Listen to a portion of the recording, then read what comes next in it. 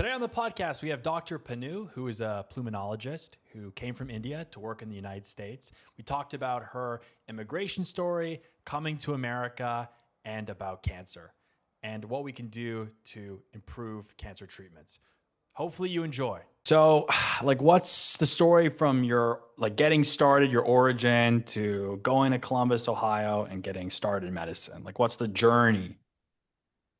The journey is was long. It has a bit of twists and turns. So I was born in northwestern part of India in New Delhi, and then at the age of 3, my father was in the army and the defense forces, and then that included a lot of movement, but they wanted me being their only child, they wanted a lot of stability as I was Mhm. entering my school years. So at the age of 3 or 4, we moved to the city called Chandigarh, which is also in northwest of India, and that's where I grew up.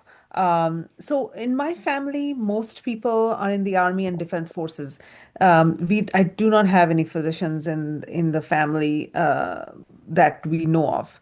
Um, so I grew up in this small town, which was very heavily focused on education, and it was a twin capital. It was a place where the who's who of the country kind of wanted to live in because it was a newly designed city, supposed to be extremely modern, and had several top of the kind educational facilities in the country. So it was that kind of place where people sort of left their native places and sort of moved to for that family, oriented place where you would have strong push on education. So that was just my city, but the whole vibe of that city was like that. So my schooling, um, it was very ingrained on trying to push education, overall growth, personality development to raise leaders and things like this, which was very different than if I would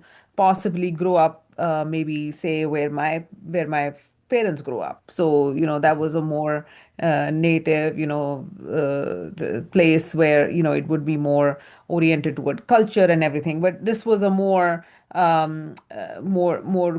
global growth sort of a town. Just it was almost like that. So so that sort of led to a platform where the orientation for me was that, okay, this is the world is the limit and I can go anywhere, and then I'm getting prepped for that. My classmates, we came from different backgrounds, and I studied with daughters of politicians and businessmen, and it was the whole framework of getting raised was like that. And it was an all girls school, so it was not so when you're raised in that environment, you are head to head with other girls who are growing up in a similar scenario and being trained to be leaders, without having to worry about that time, like gender changes and differences and influences that come during that age, during teenage years. So I think it influenced or kept like a straight focus towards, like, okay, I want to be this in my life, career, and dream big, and things like this was all about it. Then at the age of 17, actually, we do not require us to do undergrad before medical school. So, actually, before that, say, well, 10 years, at the age of 10 or 11 years, I think I had pretty much made up my mind that I couldn't do anything else except medicine. I was very good in other things, but I was really drawn to the humanitarian part of the field. It truly like called out to me if there was a movie, a documentary, or anything about medicine that like truly kept me like gripped. If I went to a doctor's office, the smells really attracted me, and I was totally attracted to that, that chemical smell. I don't know. So I would spend my whole day there if I had to. So it was those kind of signals that drew me towards medicine and being in. And it was not only just like the lab part of things, but it was a lot about the human impact that had. So it was that was the initial draw for just the medical school. I didn't know much better about what lay next. So there's this national, exam that you clear to be able to qualify for the top universities in the country, and that's what I appeared for and cleared, and that placed me to be in a position to choose from several universities across the country. And then I ended up, matching into a place that was several miles away from my hometown in southwest India. It was a place called Goa. So I went to med school at the age of 17, and then I graduated, say, just before I was 23. So I spent those many years there, but what that gave me was, one was the experience with medical school, but it also gave me the experience of, living away from your home, just visiting. So I could probably visit once in a year for a couple of weeks. Independent living, falling, rising, going through stuff during those difficult years, which is, beyond just medicine and education that you deal with when you're living in a place where you're far away from home. Your language is different. So in India, if you move a few hundred miles away, the language changes, Yeah. culture changes, food changes. So it was almost like a bigger culture shock than coming to America. It was that different than Did you my study hometown. though? Like what would in India with all these different languages, like what language did you study and was it in English? Correct. The medium of study was English. The Mm, national language is Hindi, and what you speak at home, in my home, what was spoken was Punjabi. So I'm yeah. I'm trilingual, and fluent. I can read, write, and well, read and write and speak all three languages. Mm, So it was just ingrained, like since I was a child, I'm speaking these three languages. But it's not uncommon at all for in India to have multiple languages to begin with, as yeah. Yeah. you're fluent in. So education for me was always in English, and you had these other languages that you could also, select and work with. So which I did. So having that English language places you in a position on a global level to grow. So you don't have to like learn a whole new language, at least officially, at least officially. So when education is there, your thought languages that you think in, or express emotions in, that may be different, but the language of study was English. So in my med school, that was the language I studied in for medicine. Um, Now after med school, like I was saying, I didn't. I was looking for new direction as to where I should go. So I don't have, like I said, any physician in my family. So whatever I had to build a path to had to be me. So I looked into several options of what I could do. And what I did was I spent a year in the one of the most prestigious hospitals of the country in New Delhi. And Mm, because I wanted to see how, if I had to peak, if I had to do my work the best that I could, I wanted to be in the top place in the country to be there.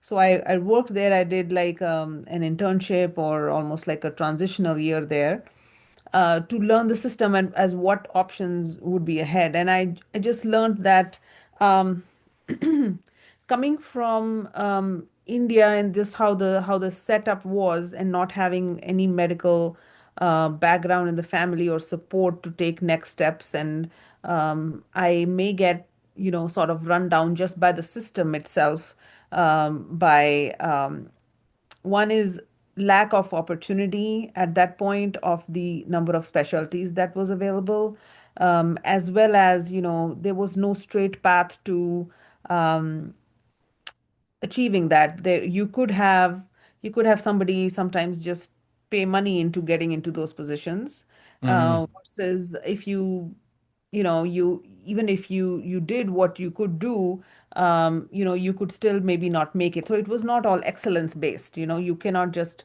work hard and get where you need to get. And then you had selected specialties that you, on a global level, they were restricted. They did not have a lot of the specialties. And so it was a system where I thought I couldn't train myself to get where I needed to get to. I needed to learn in a healthcare system that was patient oriented, and where the possibilities of growth will be the most in the world. If I was thinking on the global level, like why only in India? Why not what's happened in the global level? So then that's where, United States came up as the option because of the variety of specialties it offered. So then I transitioned into answering the foreign medical certification exams for transitioning into the United States. And so that took me about a year or so. And then, I ended up matching into residency in Youngstown, Ohio. It was a Mhm. Northside Medical Center. So, and that's also interesting because I did not know any physician in India and in the family. I did not know, obviously, I did not know anybody in America, definitely not a physician. So Yeah. but it did involve like stints for me that I randomly would, reach out to professors. I remember I spent a couple of months in University of Alabama in Mhm. Birmingham, Alabama, and just messaged a professor because I wanted to rotate, into the system to learn more about how it was to practice medicine in America, just as I was answering exams. And I remember I wrote to them on a Thursday. They replied, that the next morning, and and they said, okay, you can come. And I bought my tickets and ended up in Birmingham, Alabama on a Monday. So, Yeah. so it was those crazy times. And I remember living in Birmingham, Alabama is not known as the most safest town either. But I ended up there, how it's those times that when you take steps in your life where, you think you take a leap and you don't even know what the risks are or can't assess that. And I remember staying in an apartment, finding an apartment out of Craigslist by that time. Yeah. So, and living with like six people in, like, I think it was like a 400 or 400 square feet apartment, six other people that I didn't know. And two bedroom, I don't know how it was split. Somebody was living in the living room or something like that. So it was, and just a week ago I was in India in my home, like the most secure place. So decisions like that may have been intentionally good, but could have ended up anywhere. But just that how things are supposed to happen, but that led me to work with very passionate people in the field. I remember I worked with a very passionate cardiologist who's known as the father of echocardiography now. Dr. Nanda was his name. He was in that hospital. And then after that, after I matched, then I came to Youngstown, Ohio. So my introduction to America was Youngstown, Ohio. Mm. And it never stopped after that. I think that journey of taking steps from when you are when you're just basically following a dream, whatever next lights up for you, rather than, oh, this is my home, this is my city, I want to move to a city. No, it was all directed about where are my dreams going next. So after Youngstown, Ohio, went to Rochester, Minnesota, because I wanted to do ICU specialization in ICU. So I went to Rochester, Minnesota, and Mayo Clinic. And that's when I met a lot of interventional pulmonologists who were leading the field because it's a premier institute. And it was where this specialty was almost forming itself, or the very pioneers of this specialty were from there. So they were shaping the field. The fellowship had just started. So that exposed me to something that actually most of the country was not being exposed to. And that's when I took the decision, like, I need to do interventional pulmonology. So I had to do a pulmonology fellowship. And then I ended up doing my interventional pulmonology specialization in Vanderbilt.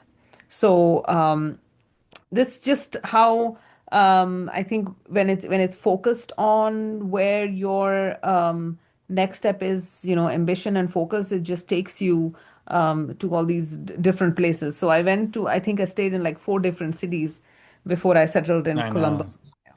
Columbus, There's Ohio was my first job after my fellowship. Bridgeport, Connecticut, Nashville, Tennessee, Birmingham, Alabama. Yeah. The other one I forget in Ohio Rochester, Minnesota, or Minnesota. It's crazy. Just like Youngstown, Ohio. So it's No been West 15 Coast though. Zero West Coast. zero West Coast. You know, never know where I'll go next. See? Yeah, yeah, in the future maybe. Okay. Yeah, West Coast is if I can retire on the West Coast, that would be great. Yeah. Yeah, yeah, yeah. So Yeah, that's there you what brought go. me to SU. Yeah.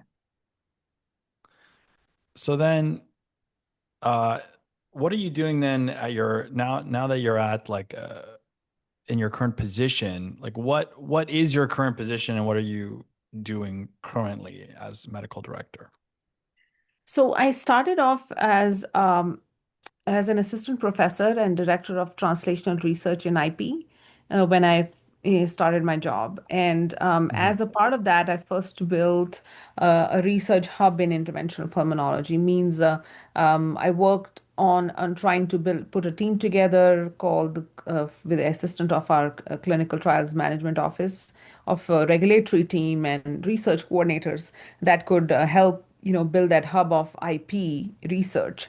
And Mhm. within the first 5 years, we from zero, multi-centered studies, we went up to 25 such studies that were active between, our group in just interventional pulmonology within the first 5 years. And it grew and it has been growing over since. I think we're now over 40 now. So that was the initial steps. And in the journey, I found that my I leaned towards my current work in early lung cancer detection. So Mhm. in interventional pulmonology, we deal with very highly critical procedures that are often involving critical airway obstructions, very advanced cancers.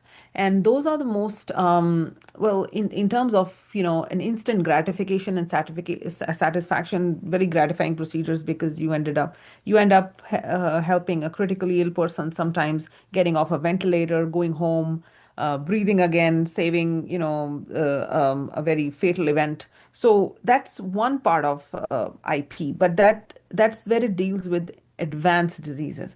But what a fundamentally important part of interventional pulmonology could be was to help in diagnosing cancer early so that you don't even reach that stage. If we are finding and acting at the very last step, then that means that we have missed several first steps.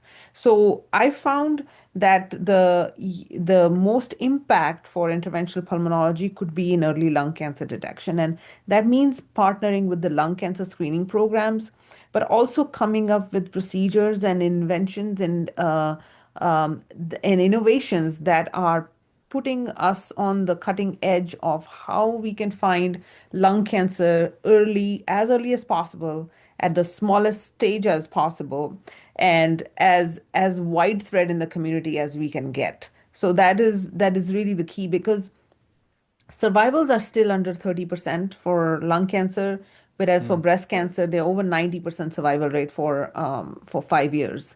But it's totally possible for lung cancer, because guess what? When you diagnose lung cancer in stage ones, you do get 90% or more survival. So it's Mm. it's literally that you have to flip the equation towards finding the cancer early, and then you don't have that thrill of one or two people where you're saving them, for the very last point, but you are making community widespread impact on hundreds and thousands of people. So that's where the direction took. After 2 or 3 years, I started, and it started with a case, with a couple of cases I came across where people who had shown up to the hospital with early lung cancer had been missed, where they could have been diagnosed at an early stage, and it was not until stage 4, because they were, imaging that was available, but just the pure volume of information that was ignored. Just in an overloaded healthcare system that can happen, and we realized that we needed a system that was more than just manually relying on people, following up on their results, because there were thousands of these detections happening in the hospital, and we were missing more than half of them. So and this was not at OSU, just at OSU. This was a countrywide issue, nationwide, probably a worldwide issue, that we underdiagnosed and miss lung cancers when they show up early. because they are accidentally showing up, and we don't, and our hospital systems are not based on setting up reminders, setting up teams to follow up on those. And this is often missed, amongst other things, because we are too busy paying attention to critical issues that we don't realize what to do 3 months later, you know. Hmm. So that led me to have applying for and then getting a patient care innovation award about building up multidisciplinary lung nodule programs, and which employed using an AI software, which I was able to purchase with my grant, setting up a nodule clinic, and setting up a dedicated team that I was all able to fund through my grant. And then we led a pilot of this collaboration with having this software, this clinic, and this coordinator that ran in tandem, and then showed spectacular results. With each step, doubling, just with starting our clinic, we diagnosed 60 cancers within a year, and then you added AI software to assist in helping you follow up on nodules and helping in assisting accidental nodules. And within the next 6 months, we diagnosed double the amount of cancers than we did in the first six. So exponential results and benefits. And to be honest, if that was not the case, then we would have likely missed more than half of these cases, or at least had significant delays. So that's where it positioned me to, in this unique position, to have this hub that we call now early lung cancer detection program. And it now, why, instead of just looking into incidental nodules, now we have included lung cancer screening, merged into the lung cancer screening also, because why should we look at lung cancer accidentally? Why should we find accidental lung cancer? We should be intentionally reaching out to the community, screening who is at risk, and finding lung cancers intentionally, rather than waiting for life to happen and then accidentally finding them. Unfortunately, that's the case right now, but I hope to change it in the near future. So if someone came to you with like stage one lung cancer versus stage two versus stage three, how would you treat each stage differently? That was kind of my curiosity. It's very different, and it's very important that each stage gets the treatment that they deserve for the best possible results. So a lot of issues happen when we are understaging people. So a stage one or a stage cancer could be something that is completely treatable with surgery or radiation. Those are the two standardized Mm, treatments. At stage two levels, you could go by still by just surgery, but a lot of times there's adjunctive treatment by immunotherapy or chemotherapy that is given, because stage two essentially means that there would be some lymph node involvement, mhm, so some regional spread, but not widespread. mhm, And then stage three and four do typically require a combination of radiation and systemic treatments. Systemic treatments may include, of course, traditionally chemotherapies, but now immunotherapy and targeted therapies are the mainstay of treatment of such disease.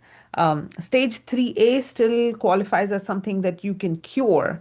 And I have to say, with people, each patient being different and their response rate being different, sometimes I've heard my oncologists also term stage fours as patients, sometimes when they've finished treatment, they don't have evidence of disease for mm, several years at a stretch, so they mm, can even you can even cure that stage. Sometimes it depends mm, on your treatment, but i- if you undertreat a disease, if you treat stage three with just surgery, or stage 2B with just surgery or radiation, if you do undertreat, you are placing at the patient at a very high risk of disease progression, recurrence, and just mutation and changes into more aggressive disease that may not have that many lines of treatment available to them the next time. So it is extremely important to stage people properly. mm. And like when I was in school, there was always like this, smoking causes lung cancer. Are a lot of your patients unhealthy, or are there like healthy people that run every day that also are getting lung cancer as well? It is it is quite spread out across the spectrum. I won't say unhealthy. I could just say that because not everybody, I mean, what is the definition of unhealthy means, right? It means that, in my mind, unhealthy means that they're not able to carry out the basic functions of their life, you Mm, know. But a lot of my patients are just living their lives when they find out that, they have lung cancer, and they are usually very functional when they find this.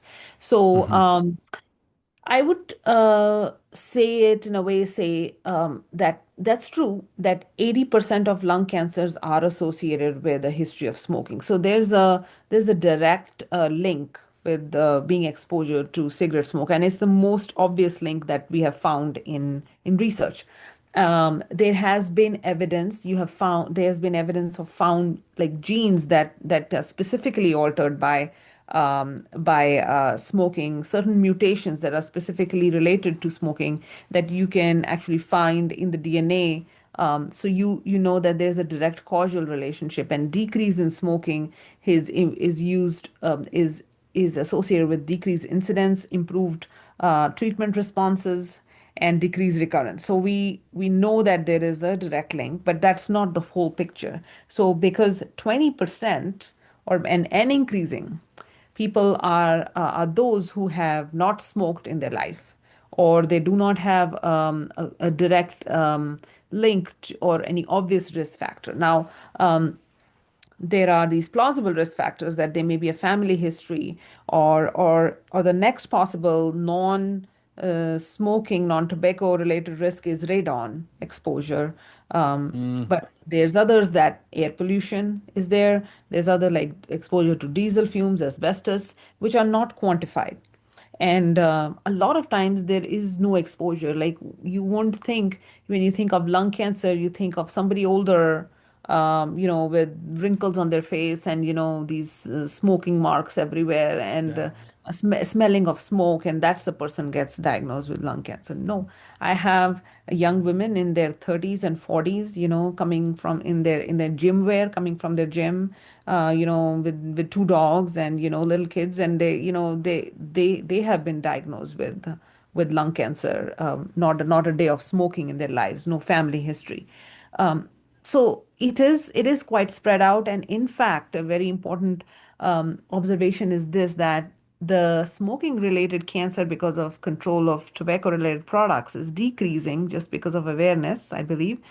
There is an increase happening in women who are not smoking. There's an increase of lung cancer happening in them, especially Asian women. So Mm, while we're controlling these risk factors, there's this, and most likely there's a genetic predisposition there, or an environmental influence there, that is raising this incidence of lung cancer in women haven't smoked. So it's definitely an area of where we are looking at next. mhm. And I don't like to run these podcasts too long, Dr. Panu, but another thing we didn't really touch on is you're the president of WILP. President of WIP, WIIP. WILP, sorry. Yes, Yeah, Women in yeah. Interventional Pulmonology. So do you want to touch on that a bit?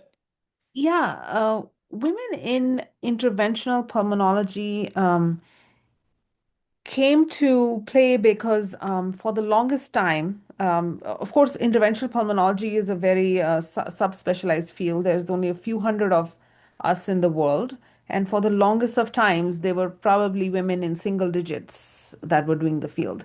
So it is a field that is intense in the terms of procedures that we do, in the kind of patient population that we see. So, and it is highly competitive is one thing. So, women were largely underrepresented for the first couple of decades of involvement in this field. And I remember when I started, the representation of women was about 17% in out of 100. in this field. And the ones before me, I remember that I think a decade before, there were three women interventional pulmonologists known in the country as compared to like, so 3% really. So it has grown, but that society came together because of these numbers, because you would have a room full of guys and then would have one table where the women would sit, and initially three women who sat there, who thought of, calling themselves the whips. So, and then, Mm. this organized into a society. In the year I graduated, I was fortunate to have these women as my mentors, and that led us to organize a formal society as a nonprofit organization in 2018. It's called Women in Interventional Pulmonology. And since that time, the representation has grown. Now we are getting close to, I think, 30 to 40% women representation. There's almost an equal representation in leadership of IP societies. But Women in Interventional Pulmonology is a society that deals with just support, not only just support, but structured mentorship of raising other women leaders, just giving them platforms and support to say that it is okay to go ahead and own this platform. A lot of women inherently, just by the society we are raised in and ourselves, sometimes we tend to step back or stay back more and open up spaces for others to take, but this society opens them up, or ourselves up for taking the front stage, taking those difficult choices, taking the leaderships, and what challenges would come to you as a woman and otherwise, and how this can be best supported. So there is structured mentorship that is globally offered. It's across Asia, Africa, and we finished a cohort in America and Europe. So there are structured mentorship programs for raising women leaders in this field to increase representation as much as possible. We want to highlight women in the field globally, so that if there's a platform wanting to access them for courses, for leadership opportunities, speaking opportunities, they should be front and center of it. So that's the mission of this society. But overall, it's just a place where, a lot of times where when women are in leadership, and that's globally, they're often told, maybe you're doing too much, maybe just slow down, calm down, you can be less aggressive. A lot in the world that tells you that, you are told there that, what you're doing is enough and good, and you can push more. So Mhm. so it's that place for women. So I'm fortunate to be the president. It's my second year of my presidency now, but it daily teaches me, inspires me, as well as helps me inspire these other women. And now they are over 100 members internationally for this, but we are globally networking to improve opportunities for each other in this. Yeah, it's good. It's good to be a part of a community. Well, thank you so much, Dr. Panu, for coming on. Okay, perfect. Thank you.